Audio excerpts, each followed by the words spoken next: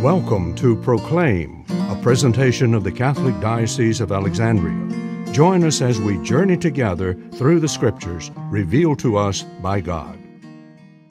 Good morning and welcome to Proclaim.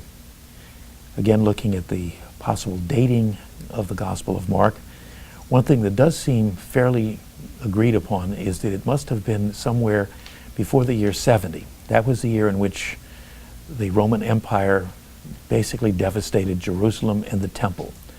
And while we find vague references to that prediction in the ministry of Jesus about the destruction, we don't get the sense that the author knew of it already happening.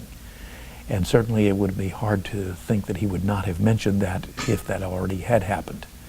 As we look in contrast to the Gospels of Matthew and Luke, we find that that event seems to be described in much greater detail, therefore suggesting they were written after the event.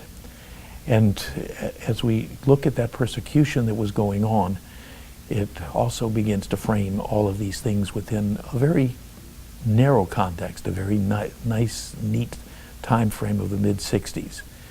While that's certainly argued by some, it would probably be the more common opinion. And so what we find in the Gospel, not the earliest witness in the Christian Scriptures, those would be many of the letters of St. Paul, some of which go back into the mid-40s. But it's certainly the earliest of what we have as Gospels.